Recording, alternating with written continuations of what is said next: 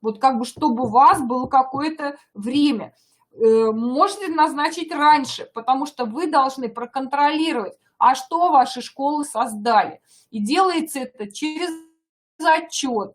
Создали они первые классы или нет. Вот есть отчет количества мест в каждом ООО, и вот есть количество первых классов. Мы по всем образовательным организациям за год 21 и 22 формируем этот отчет. И четко видим, в каких школах созданы первые классы этого года. Ну вот у меня тут тестовая площадка, все по нулям, ну где-то же я создала, вот у меня, так, вот 2 класса в гимназии первых. То есть я вижу, у кого по нулям, значит, они не создали, значит, это повод их как-то подтолкнуть к созданию первых классов. Возможно, они создали класс не того года, первый. Тоже часто такая бывает ошибка. Берут 20-й, 21-й и создают в нем, а надо в 21-м, 22-м создавать в этом году. Ну и вот итого первых классов вы видите, кто не выполнил ваше задание. То есть важно, чтобы школы сначала создали все первые классы, и вы их проконтролировали. И только после этого вы создаете приемную кампанию. Потому что когда приемная кампания создана, а потом школы начинают класс там добавлять с вакансиями, эта информация, она же не сразу выходит на портал. Там у нас есть кэш. Если что-то школы начнут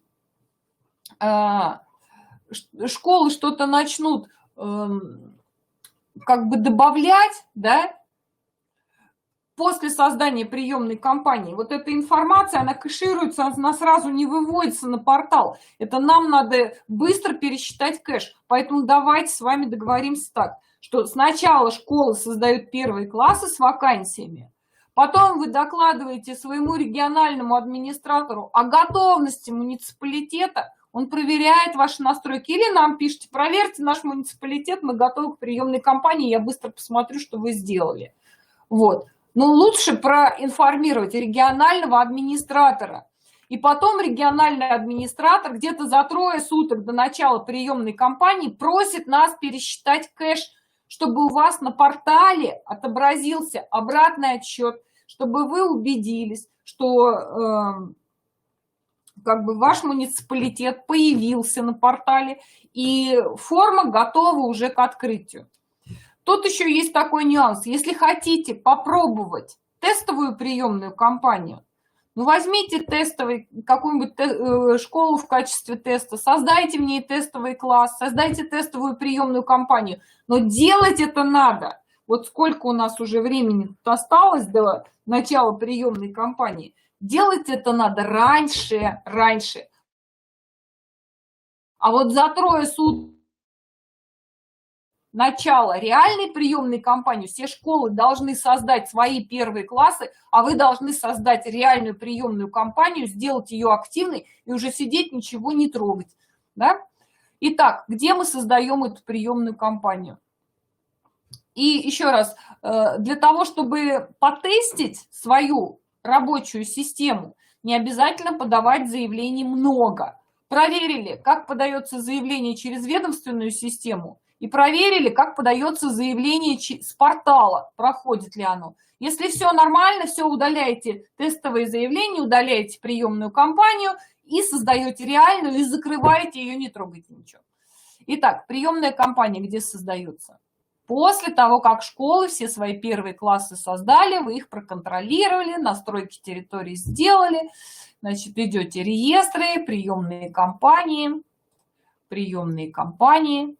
и создаете приемную кампанию 21-22 года. Прием в первый класс с помощью кнопочки «плюс». Так, сейчас я вот ее удалю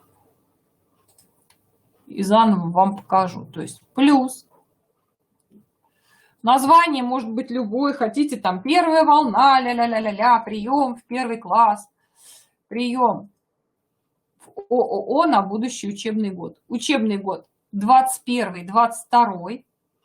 То есть сейчас идет 20-21, а мы делаем приемную кампанию на 21-22. Указываем дату начала,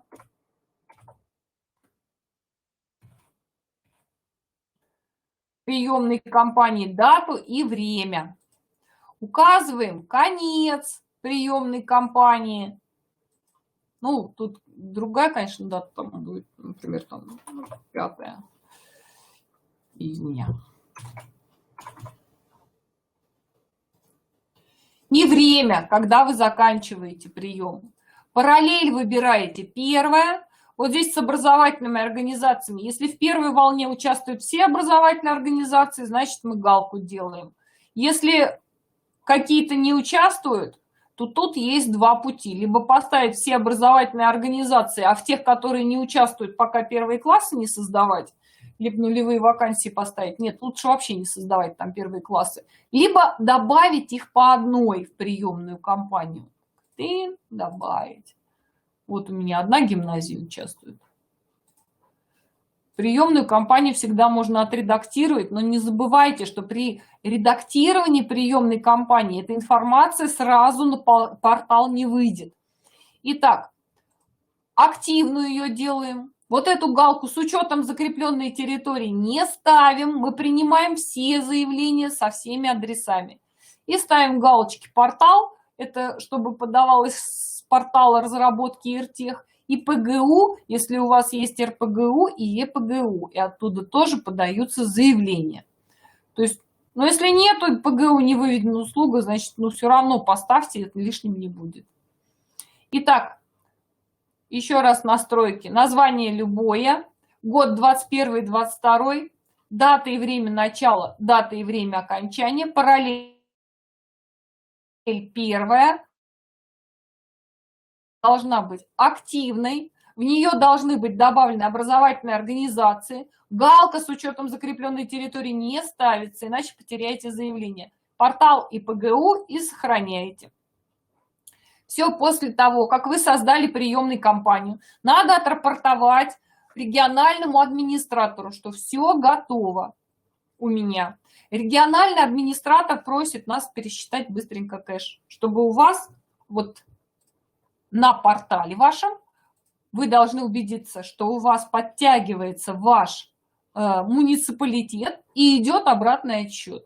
Ну, то есть, если посмотреть вот на главную, то это происходит так. Регистрация заявления в первый класс будущего года. Отыскали свой муниципалитет и проверили, что вот у меня идет обратный отчет, и он соответствует реальности. На тестовой кампании вы можете подать с портала и через ведомственную систему проверить. Но для того, чтобы проверить, компания должна быть открыта. Итак, вот наша компания. Сейчас я ее открою. То есть я поставлю не 1 апреля, а сегодняшнюю дату. Март. Сегодня 17, ну вот 16 поставлю, и у меня будет компания открыта. Я должна проверить вот здесь регистрацию заявления в ООО. Ну, беру и проверяю. У меня тестовая тут.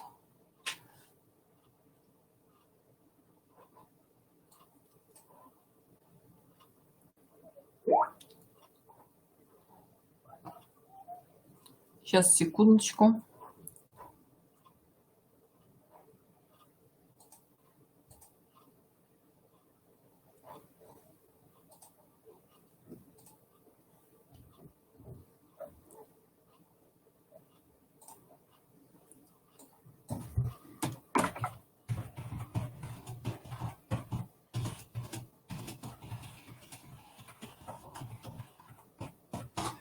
Прошу прощения. Так. Ну, тестовая площадка меня подводит. Пойдемте. В принципе, тут ничего сложного нету. Та же самая пока форма. Когда она изменится, то есть с добавлением брата и сестры, значит, там будут добавлены некоторые поля. Я сейчас покажу. На форме с портала. Жена у меня. Вот. Ну, Я покажу тогда так форму. То есть данные заявителя, некоторые поля в соответствии с этим постановлением будут сделаны обязательные. Адрес регистрации, адрес проживания. Данные ребенка, у него тоже должны быть адреса. И тут есть, что даю согласие на обработку персональных данных, ознакомлен с уставом, лицензией там, и другими документами школы. И еще будет добавлено, есть потребность по обучению в адаптированной программе, согласен на обучение по адаптированной программе, в школе обучается брат или сестра, и внесение фамилии, имени, отчества брата и сестры. Вот. Ну и, естественно, подразумевается, что он обучается в той школе, в которую подают заявление. Если вот внесена эта штука, ну, значит, считается, что брат и сестра находятся именно в этой школе. Что еще?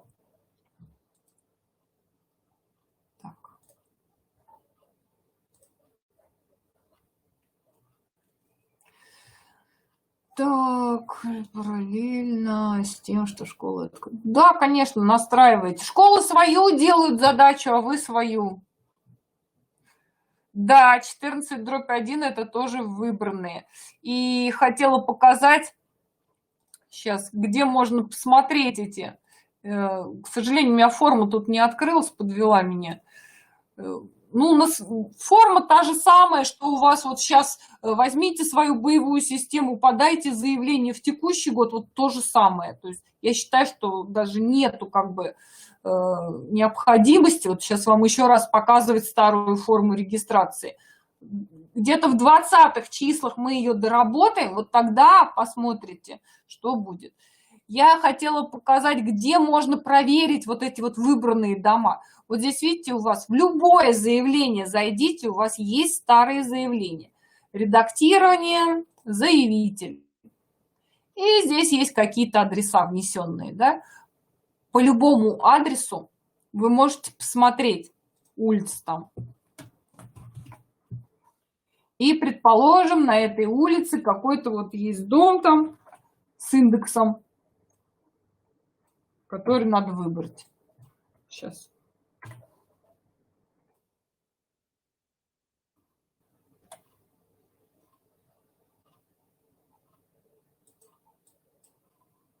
На улице Ленина домов, что ли, у них нет. Так. Да, это такой.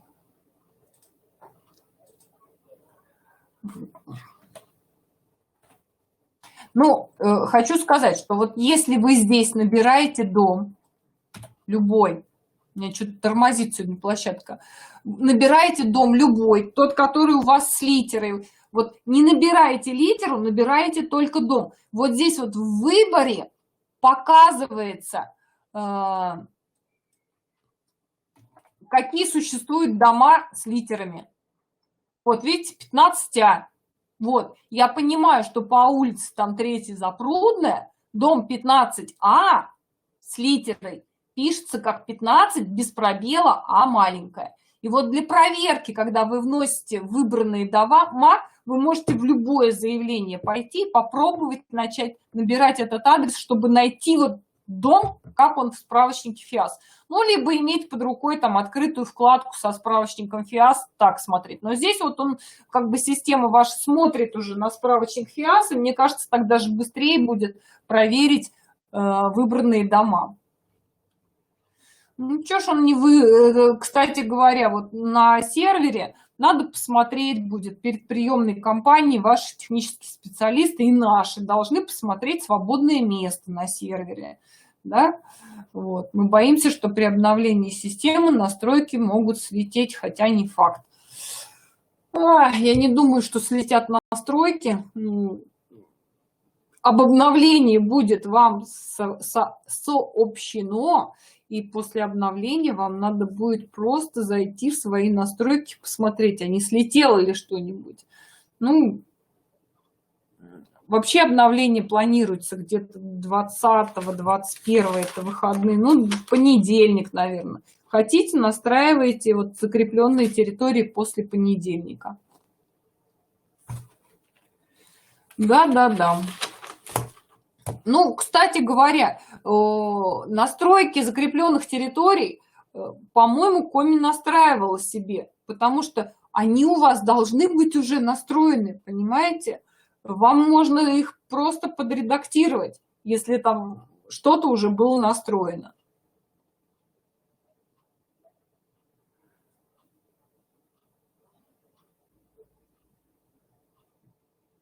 Ну, можете уже и сейчас приступить к настройкам закрепленных территорий. Я не думаю, что мы такие вот злодеи, что нарочно сбросим вам все настройки. Там можно выбрать населенный пункт и поставить там все дома.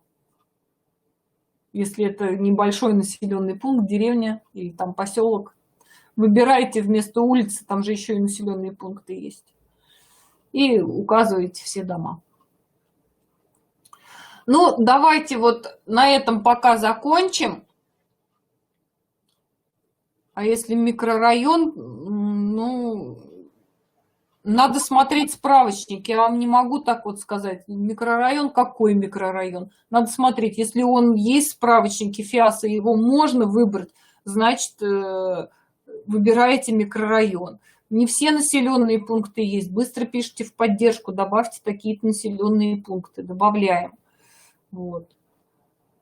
Но опять-таки, смотрите, в реестре, вот здесь вот, когда вы будете, когда школа будет работать с реестром школьники, они обязательно, кроме адрес закреплен за ООО, вот эти да, нет, они пусть добавят адрес проживания, на который ориентируется ну, вот эта вот проверка закрепленных территорий.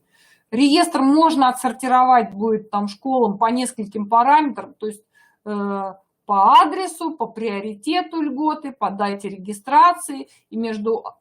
Вот это надо скрыть. Так, вот это вот скрыть. Учился в ЦО, это не ваше.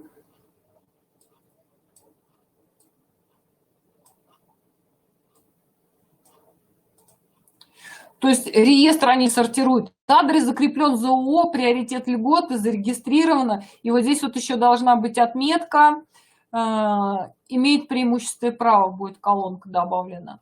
Вот. И сортируете по этим 4 параметрам. То есть здесь специальное колесико есть, сортировать по нескольким. Вы здесь убираете все, что здесь видите, и добавляете в той последовательности, в которой нужно. Адрес закреплен, приоритет льготы, преимущественное право, дата регистрации. Но на всякий случай в этот реестр вы добавляете адрес проживания. Он здесь есть. Дом. Тут можно вот так вот. Можно по отдельности там добавить улицу, дом и так далее. Ну, можно вот добавить весь адрес проживания. То есть вот здесь должна отображаться, лишнее все убираете, да, там место рождения, зачем оно вам нужно, да. Вот. Дата рождения тоже, может, не очень нужна.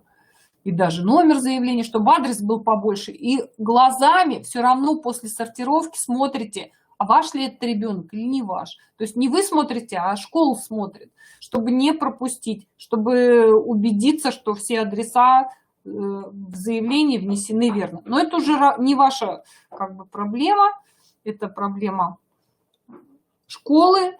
Вот. Им надо, может, порекомендовать. Ну, а с закрепленными территориями начинайте работать, если что, пишите нас.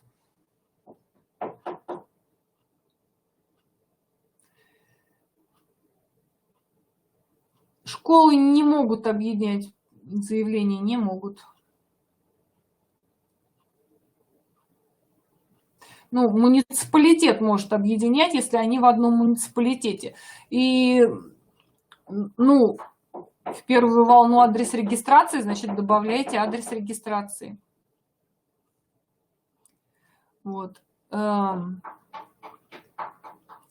Еще что-то хотела сказать,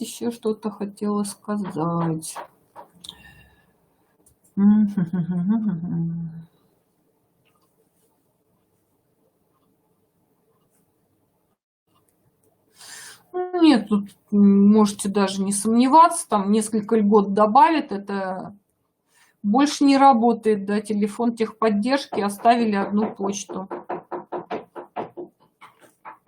Ну, пишите в почту, мы ответим. Прям особенно, если это касается закрепленных территорий, пишите, да. Сейчас вместе с вами поддержим вас в настройке закрепленных территорий.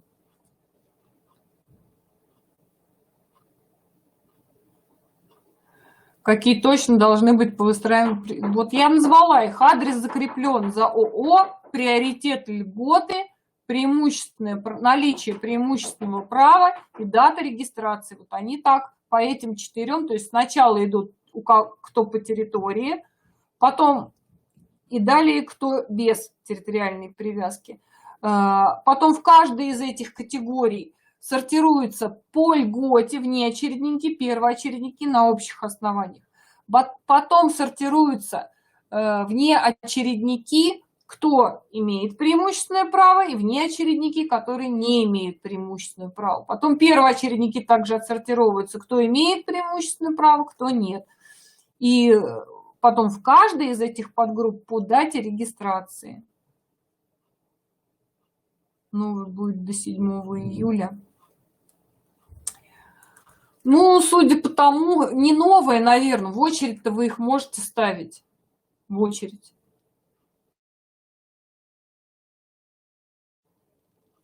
А направлять все школы будут одновременно. Причем, ну да, очередник. Если у вас сразу они в статусе очередник падают, ну, я не знаю, как у вас настроено. Вот. Что еще хотела сказать? Вот важная такая информация, что сейчас новым постановлением разрешено подавать заявление одному и тому же заявителю на одного и того же ребенка в разные школы. То есть у него заявлений может быть несколько в разные школы, а направлять школы будут одновременно. И при этом, куда он принесет пакет оригиналов документов, и какая школа первая поставит в заявлении отметку, галочку о том, что есть оригиналы документов, то заявление направится. У кого этой отметки не будет в заявлении, тот не сможет направить. Я сейчас эту отметку, к сожалению, не покажу, потому что она после обновления появится. Новый очередник зачислен. Ну, посмотрим вашу систему, как там настроено.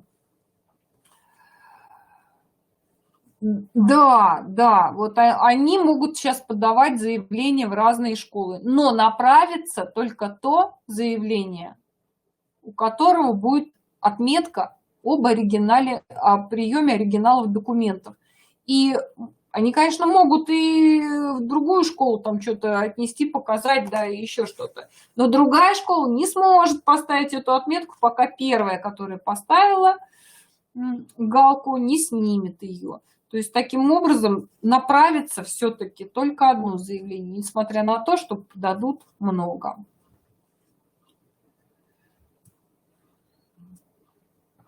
Что должны отслеживать родители?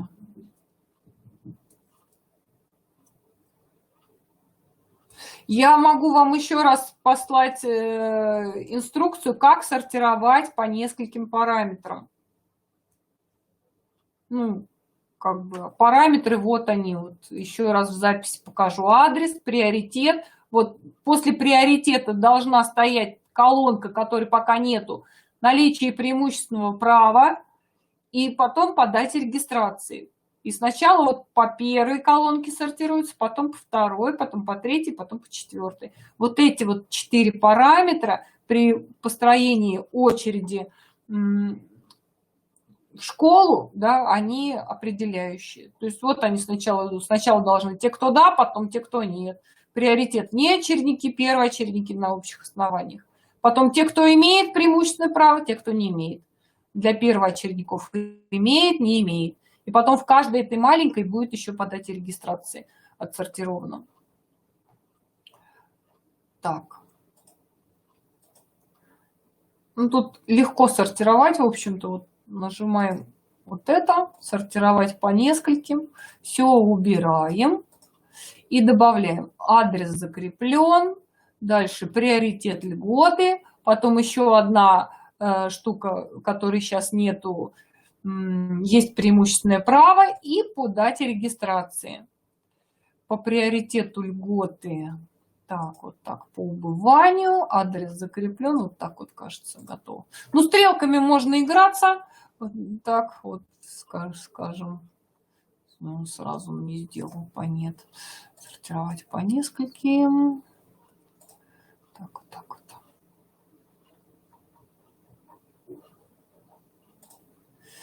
Смотрите, как этот реестр выстроится. Все равно не хочет. Ну, так должно быть. И обновить. Ну, у меня барахлит просто тестовая площадка нещадно. То есть вам нужно добиться того, чтобы... Ну, что он у меня так сделал? Ну-ка. Регистрировано, приоритет, адрес так, приоритет так, дата регистрации. Готово. И обновить. Нет, похоже, нету закрепленных адресов, а нет, есть один. Еще раз. Адрес. Обновить. Что-то не работает у меня на тестовая сортировка. То есть инструкцию я пришлю. Давайте посмотрим это в вашей системе. В принципе, у меня выстроилась сортировка, да, только единственное с тем отличием, что сначала без адреса привязки идет, потом с привязкой. Вам надо наоборот выстроить. Ну, надо сказать, что вот первоочередники на общих основаниях и по дате регистрации все тут отсортировалось. Ну вот еще один добавите. Инструкция будет у вас, как отсортировать по нескольким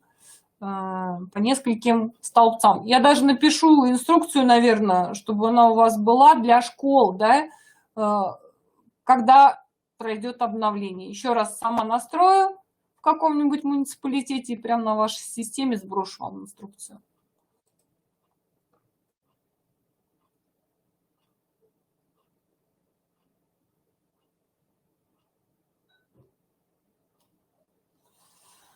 Ну, давайте со статусами уточним. Сейчас просто я не залезу в вашу рабочую систему. Вы ее так надежно закрыли. Им те, чтобы в нее попасть, надо пройти кучу препон.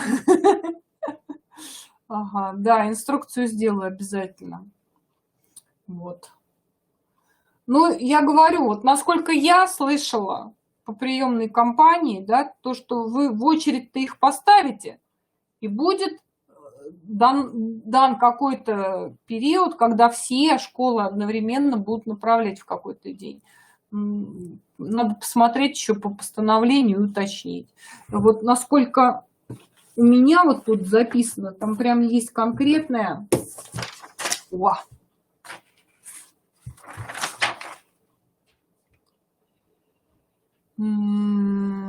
Так, ПК с 1. 3 рабочих дня приказ о приеме после окончания приемной кампании. Вот, то есть заканчивается приемная кампания, и в 3 рабочих дня должен выйти приказ о приеме после окончания приемной кампании. Вот такое там написано. Вот. А направление, ну, вы еще раз уточните, это я просто прорабатывала это постановление. У меня написано 5 дней после приема заявления. Вот.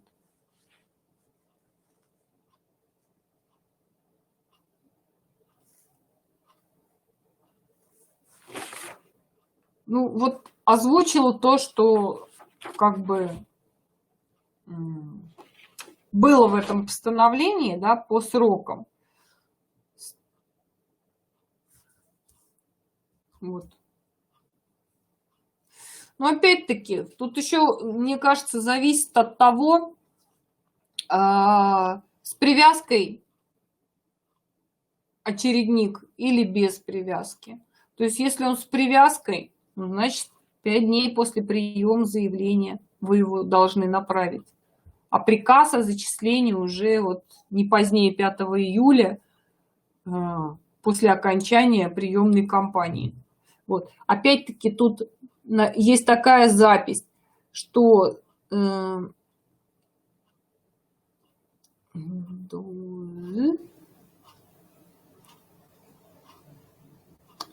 если приняли все по территориальной привязке, то могут начать принимать без территориальной привязки и ранее 6 июля. Ничего больше не сказано. То есть приняли все по территориальной привязке, я думаю, школы в курсе, какие у них дети должны прийти, и начинают принимать без территориальной привязки.